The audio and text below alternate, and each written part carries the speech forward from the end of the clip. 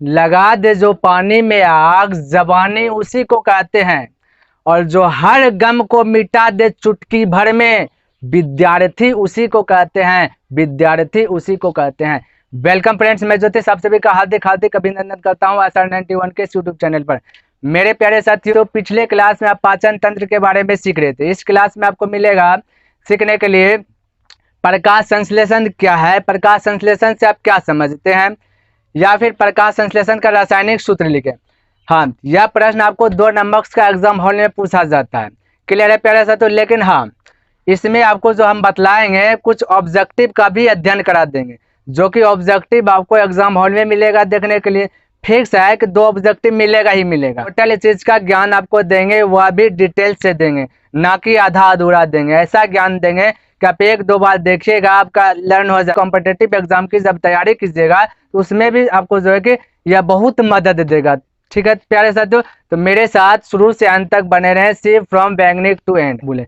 तो प्यारे साथियों, क्वेश्चन है कि प्रकाश संश्लेषण से आप क्या समझते हैं, या प्रकाश संश्लेषण किसे कहते हैं, या फिर प्रकाश संश्लेषण क्या है। टोटल चीज का मीनिंग एक ही होता है। क्लियर? ऐसा नहीं कि डाउट में हो कि आपको एग्जाम में मिल गया कि प्रकाश संश्लेषण क्या है, तो प्रकाश संश्लेषण से आप क्या समझते हैं, यह चीज हम पढ़े हैं, प्रकाश संश्लेषण क्या ऐसे नहीं पढ़े। ऐसा डाउट में मत रहिएगा, जो भी आएगा सिर्फ देखिएगा कि प्रकाश संश्लेषण लिखा हुआ है क्वेश्चन में, तो समझ जाइएगा कि वही प्रश्न है। क्लियर है प्यारे साथियों? तो आपका क्वेश्चन यहाँ पे है, मेन फोकस कर रहे हैं कि प्रकाश संश्लेषण क्या है और इसके रासायनिक सूत्र लिखें। इतना सा आपको लिखना है, आपको 2 नंबर प्राप्त हो जाएगा। प्यारे साथियों, कई स्टूडेंट को रासायनिक सूत्र में बहुत दिक्कत होता है, याद नहीं होता है, क्योंकि थोड़ा सा बड़ा है। ठीक है, तो उसको हम प्रयास करेंगे इजी से इजी बनाने का। क्लियर प्यारे साथियों? तो चलते हैं आगे, बढ़ाते हैं क्लास को। तो आपका प्रकाश संश्लेषण क्या है? प्रकाश संश्लेषण का यदि अर्थ निकाला जाए ना, तो इसका अर्थ होता है भोजन ग्रहण करना। जिस प्रकार से मनुष्य अपना भोजन ग्रहण करता है, उसी प्रकार से प्रकाश संश्लेषण भी ग्रहण करता है भोजन। तो प्रकाश संश्लेषण जब अपना भोजन बनाता है तो उसके लिए उसको आवश्यक है कार्बन डाइऑक्साइड की आवश्यक होता है, सूर्य का प्रकाश की आवश्यकता होता है, जल का आवश्यकता होता है, और क्लोरोफिल का आवश्यकता होता है। इसी की मौजूदगी में यह अपना भोजन ग्रहण करता है। क्लियर है? और या तो फिर सैंपल में आप बोल सकते हैं ना, जिसके द्वारा पेड़ पौधे अपना भोजन ग्रहण करता है उसे प्रकाश संश्लेषण कहते हैं। आप बोलिएगा कि हमको एग्जाम हॉल में लिखना है कैसे, तो प्यारे साथियों अब हम बोल रहे हैं उसको एग्जाम हॉल में लिखिएगा। ठीक है, तो प्रकाश संश्लेषण किसे कहते हैं, पहले ये चीज सीख लेते हैं, उसके बाद रासायनिक समीकरण की ओर बढ़ेंगे। तो आपको लिखना है कि प्रकाश संश्लेषण वह क्रिया है जिसके द्वारा पेड़ पौधे क्लोरोफिल, कार्बन डाइऑक्साइड, जल और सूर्य के प्रकाश की मौजूदगी में भोजन ग्रहण करता है, उसे प्रकाश संश्लेषण कहते हैं। अर्थात में भी बोल सकते हैं, थोड़ा सा बढ़ जाएगा, कि बोल सकते हैं कि जिसके द्वारा पेड़ पौधे अपना भोजन ग्रहण करते हैं उसे प्रकाश संश्लेषण कहते हैं। अब प्रकाश संश्लेषण को फोटोसिंथेसिस भी कहते हैं। याद रखिएगा, आपको बोल देगा, ऐसे ऑब्जेक्टिव पूछ देगा कि बतलाओ पेड़ पौधे भोजन कहाँ से ग्रहण करता है, तो आप बोलिएगा कि प्रकाश संश्लेषण से। लेकिन प्रकाश संश्लेषण ऑप्शन में नहीं मिलेगा आपको। ऑप्शन में देखने के लिए मिल जाएगा फोटोसिंथेसिस, तो आप उसको मार दीजिएगा। क्लियर है? तो आप समझ गए कि प्रकाश संश्लेषण किसे कहता है। अब इसका थोड़ा सा रासायनिक सूत्र पे जोड़ देते हैं। ठीक है, तो उसके लिए हमको लिखना पड़ेगा। तो बताइए, 6 गो कार्बन डाइऑक्साइड और 12 गो H2O, यानी कि 12 जल। अब इन दोनों का देखिए कार्य क्या है, इन दोनों किसकी उपस्थिति में कार्य करेगा, सूर्य का प्रकाश की उपस्थिति होना चाहिए, सूर्य का प्रकाश और क्लोरोफिल। कार्बन डाइऑक्साइड 6 गो, जल 12 गो। ठीक है, अभी किसकी उपस्थिति में, तो सूर्य का प्रकाश की उपस्थिति में, क्लोरोफिल के उपस्थिति में। अब इसका कार्य देखिए क्या करता है, जब इस सबका उपस्थिति में होता है तो ग्लूकोज प्राप्त करता है। क्या चीज प्राप्त करता है, क्या चीज प्राप्त करता है, ग्लूकोज प्राप्त करता है। और देखिए ऑक्सीजन को क्या करता है ना, बाहर फेंक देते हैं। तो प्यारे साथियों, पेड़ पौधा क्या करता है, कार्बन डाइऑक्साइड अंदर लिया और ऑक्सीजन को बाहर फेंका। लेकिन मनुष्य लोग क्या करता है, ऑक्सीजन को ग्रहण किया और कार्बन डाइऑक्साइड छोड़ा। इसलिए प्यारे साथियों, पेड़ पौधा लगाना चाहिए। अब बोलिएगा कि शहर में कैसे लगाएंगे, तो प्यारे साथियों, शहर में देखिए जहाँ पे रोड बन रहा है, रोड के किनारे कच्ची जमीन है, वहां पे पेड़ पौधा लगा दीजिए। तो इससे क्या होगा कि सांस लेने में कोई प्रॉब्लम नहीं होता है। क्लियर है? तो अब देखिए ग्लूकोज बना लिया, क्लियर। ग्लूकोज के बाद ऑक्सीजन को बाहर कर दिया, और ऑक्सीजन जब बाहर होगा तो जल भी बाहर होगा। जल का अपघटन होता है, तो जल जब टूटता है ना, तो जल जब टूटता है तो ऑक्सीजन के द्वारा बाहर आ जाएगा। तो आपसे यहाँ पे क्वेश्चन पूछ देगा कि बतलाओ कि प्रकाश संश्लेषण के द्वारा ऑक्सीजन से क्या बाहर निकलता है। ऑब्जेक्टिव है, नोट कर लीजिएगा, क्लियर है, क्योंकि एग्जाम में पूछेगा कि प्रकाश संश्लेषण के द्वारा ऑक्सीजन से क्या चीज बाहर निकलता है। तो क्या चीज निकलता है? जल निकलता है। ऑक्सीजन से बाहर क्या निकलता है? जल निकलता है। तो प्यारे साथियों आपका ऑप्शन हो जाए हाँ, जल निकलता है। और अब पूछ देगा प्रकाश संश्लेषण से क्या चीज बाहर निकलता है, ऑक्सीजन भी बाहर निकलता है। जब पूछ देगा ऐसे कि प्रकाश संश्लेषण से क्या बाहर निकलता है, तो बोलिएगा ऑक्सीजन, जल, ऐसे। और दोनों को जब जब एडजस्ट करके बोलना है, ठीक है। तो यहाँ पे समझ लीजिए। हाँ, अब देखिए आप सबका जब एग्जाम कॉम्पिटेटिव एग्जाम की यदि तैयारी कर रहे हैं तो उसमें देखिए कैसे पूछेगा। यह प्रकाश संश्लेषण के द्वारा किसकी प्राप्ति होती है? ग्लूकोज। और देखिए ऐसे भी पूछ देगा कि प्रकाश संश्लेषण के द्वारा क्या चीज उत्पन्न होती है। तो प्यारे साथी पे कार्बोज उत्पन्न होता है। क्या चीज? आपको मारना है। बोलेगा कार्बोज कहाँ दिख रहा है? तो प्यारे साथी देखिए कार्बन दिख रहा है ना, सी से क्या हुआ? कार्बन। तो यहाँ पे इसको कार्बोज। देखिए कॉम्पिटेटिव एग्जाम की तैयारी कर रहे हैं तो घुमा फिरा करके पूछ देगा आपसे, ठीक है। तो आपको ये करना है कि प्रकाश संश्लेषण से क्या चीज उत्पन्न होते है? कार्बोज उत्पन्न होता है। तो यहाँ तक ठीक है। अब आपको समझाते हैं कि क्लोरोफिल क्या है। क्लोरोफिल प्यारे साथ बहुत अंदर रहता है, बहुत अंदर, इतना अंदर कि आप बिलीव नहीं कर सकते हैं। तो उसको हमको समझाने के लिए थोड़ा सा अंदर से हमको बाहर की ओर आना पड़ेगा, तब बाहर से वहां पे अंदर की ओर प्रवेश करेंगे, तब जाकर के आपका अच्छे तरीके से ज्ञान हो जाएगा, जो कि आपके मैट्रिक में भी पूछता है ना। और कॉम्पिटेटिव एग्जाम की तैयारी कर रहे हैं तो उसमें भी आपका काम आएगा। तो ऐसा करते हैं, दोनों चीज क्लियर कर लेते हैं, एक ही बार में कवर कर लेते हैं। तो प्यारे साथियों अब हम इसको मिटाते हैं, उसके बाद आते हैं क्लोरोफिल को समझते हैं। लेकिन हाँ, क्लोरोफिल को समझने से पहले आपको कुछ और चीज जानना पड़ेगा। तो देखिए यहाँ पे क्या चीज है उसमें। तो आपको देखिए मान लिया जाए, ठीक है। देखिए अब एज्यूम कर लीजिए ये पत्ता है, ठीक है। अब ऐसा नहीं कि पत्ता क्या, देखिए आपको जैसे बनाना है बनाइए भाई, हम तो बोल दिए ना एज्यूम कीजिए पत्ता है। अब इसके अंदर में जो है ना बहुत सारा छोटा छोटा छेद होता है। क्या होता है? बहुत सारा छोटे छोटे छेद होता है। अब ध्यान से देखिए, चलिए यहाँ पे छेद होता है, बहुत सारा छोटे छोटे छेद हुआ।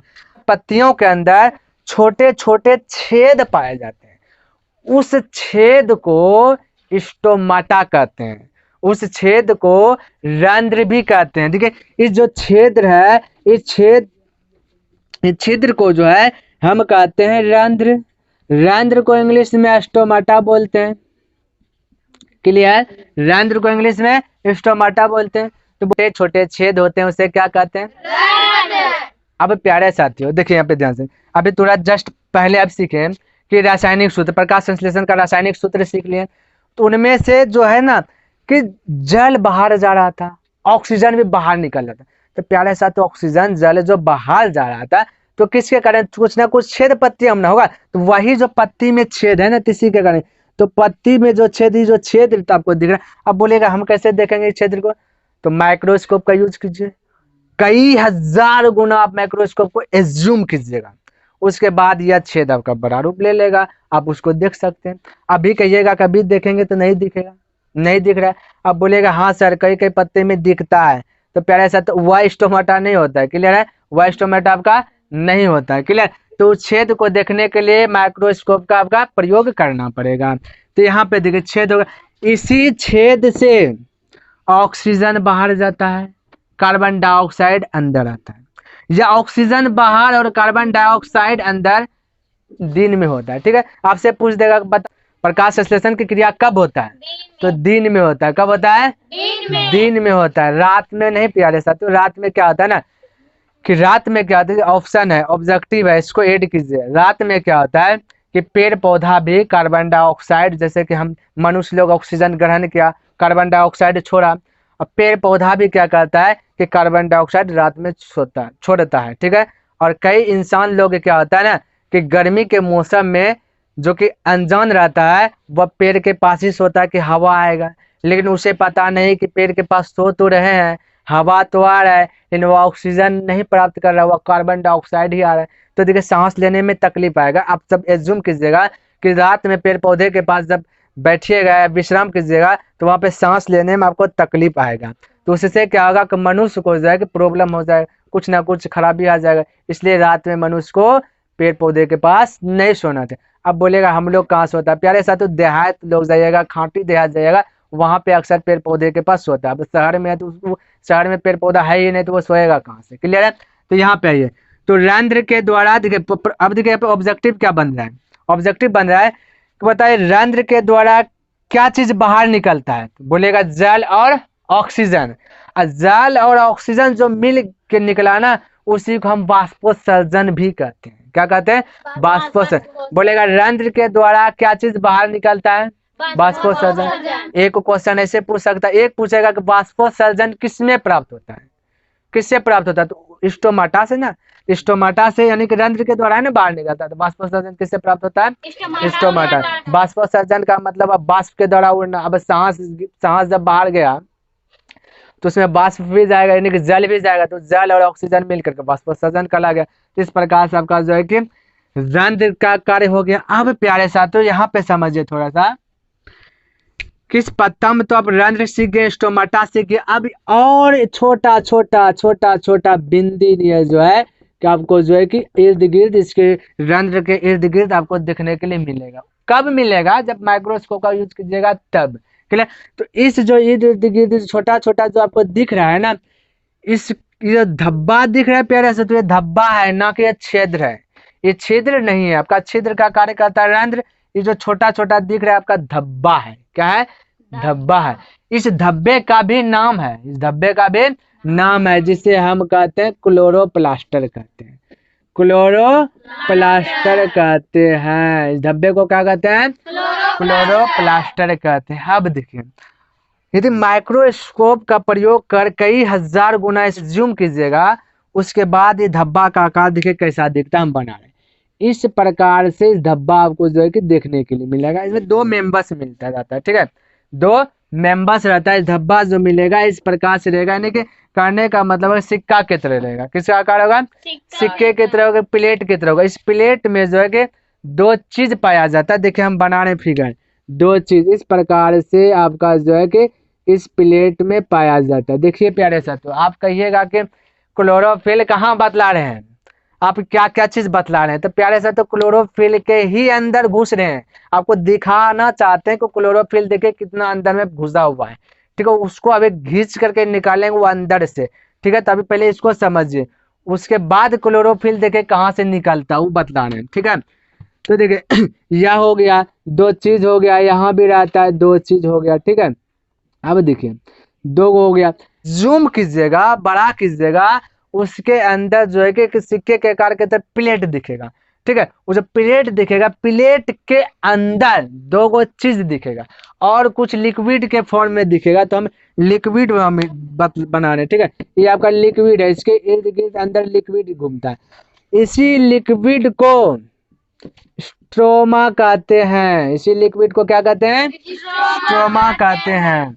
और ये जो बिल्डिंग के तरह खड़ा है ना दो गो, इस बिल्डिंग को ग्राना कहते हैं। क्या कहते हैं? बिल्डिंग को ग्राना कहते हैं, ध्यान में रखिए। अब देखिए क्या चाहिए, अब देखिए, ये देखिए दो गो जो ग्राना है, इसके अंदर, किसके अंदर ग्राना? आपको सबसे पहली बात क्लोरोप्लास्टर, क्लोरोप्लास्टर के अंदर में जब वो धब्बा जो उसको जब ये जूम किए बड़ा हुआ, तो उसके अंदर में आपको मिला एक ग्राना, दो ग्राना है और लिक्विड के फॉर्म में कुछ द्रव है, जिसको हम बोलते हैं स्ट्रोमा कहते हैं। इसको लिक्विड के फॉर्म में जो है उसको क्या कहते हैं? स्ट्रोमा कहते हैं। और जो बिल्डिंग के तरह खड़ा हुआ दिख रहा है उसको क्या कहते हैं? ग्राना कहते हैं। ध्यान से समझ। अब देखिए, ये कई प्लेट के मिलने से आपका ग्राना बना, इसमें कई सारा प्लेट है, वो कई सारा प्लेट मिल करके एक ग्राना बनाया है। तो इस प्लेट के अंदर में भी कुछ रहता है। देखिए हम आते हैं, ये जो प्लेट के अंदर है ना, इसके अंदर में भी कुछ रहता है। तो बोलिएगा क्या रहता है? देखिए इसके अंदर में थैलोकाइट रहता है, थैलोकाइट। अब देखिए थैलोकाइट इसके अंदर में रहता है। अब थैलोकाइट के अंदर में भी कुछ रहता है, तो थैलोकाइट के अंदर में भी जो रहता है उसको हम बोलते हैं क्लोरोफिल। तो प्यारे साथियों, थाइलोकाइड के अंदर में रहता है क्लोरोफिल, क्लोरोफिल रहता है। तो थाइलोकाइड के अंदर में क्या रहता है?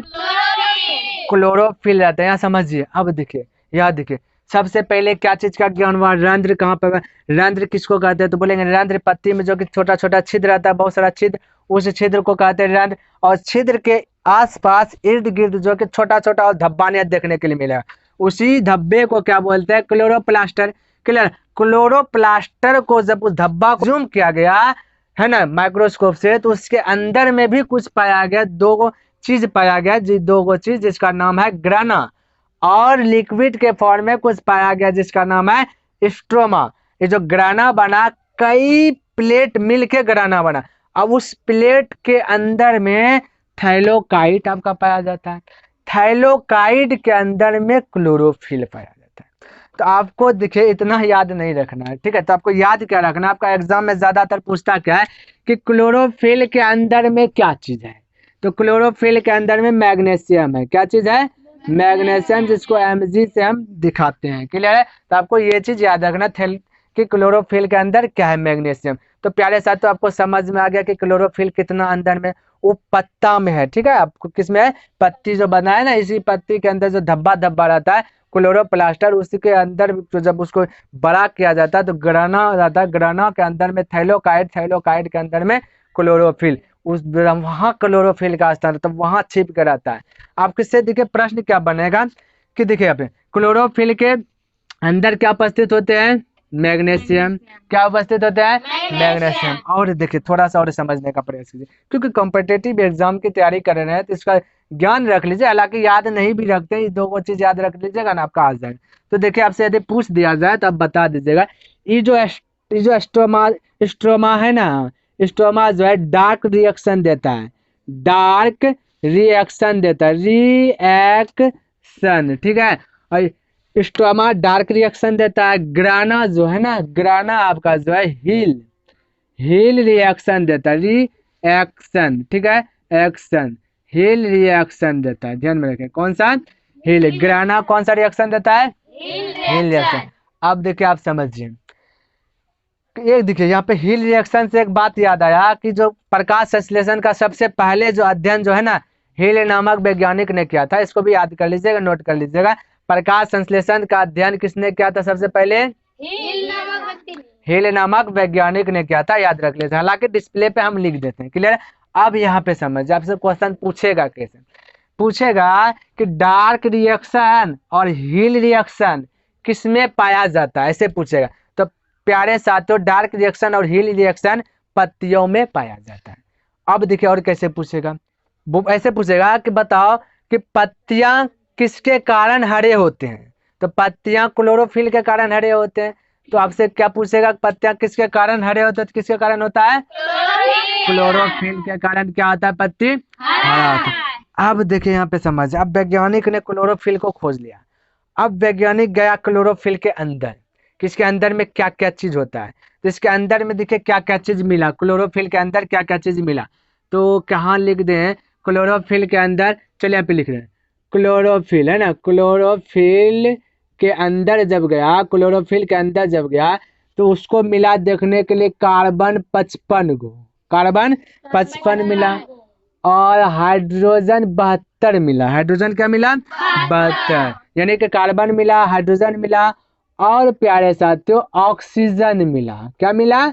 ऑक्सीजन। और प्यारे साथियों आपको नाइट्रोजन मिला। क्या मिला? नाइट्रोजन मिला। और आपका मैग्नीशियम मिला। तो यह सारा चीज क्लोरोफिल के अंदर मिला। ठीक है? तो अब वैज्ञानिक ने इसका भी पता लगा लिया, कार्बन इसमें 55, हाइड्रोजन इसमें 72, ऑक्सीजन 5, नाइट्रोजन 4 और मैग्नीशियम 1। ठीक है? तो मैग्नीशियम इस प्रकार से। तो आप देखिए अब यह जो आपका एक प्रकार से क्लोरोफिल का रासायनिक सूत्र बन गया। क्लोरोफिल का क्या बन गया? रासायनिक सूत्र बन गया। तो इस प्रकार से आप इसको भी याद कर सकते हैं। और थोड़ा सा स्मूथ बनाते हैं। देखिए इसको हम मिटाते हैं। ठीक है? बहुत बज्झा लग रहा है, अब इसको मिटाते हैं और आगे देखिए थोड़ा सा और क्या समझना है क्लोरोफिल से ही, क्योंकि इससे ऑब्जेक्टिव जो है क्या आपका बनेगा। तो यहाँ पे समझने का प्रयास कीजिए क्लोरोफिल को। ठीक है? अब आपका जो है कि एग्जाम हॉल में प्रश्न पूछ देगा था, प्रकाश संश्लेषण द्वारा किस रंग का क्रिया अधिक होता है, तो सबसे अधिक ऑप्शन दे देगा कि मतलब लाल दे दिया, नीला दे दिया, बैगनी दे दिया, हरा दे दिया। तो आप लोग का आंसर ज्यादा अधिकतर बच्चे को हरा होता है। क्लियर है। लेकिन प्यारे साथियों, प्रकाश संश्लेषण द्वारा हरा रंग होता ही नहीं, उसमें हरा रंग होता ही नहीं है।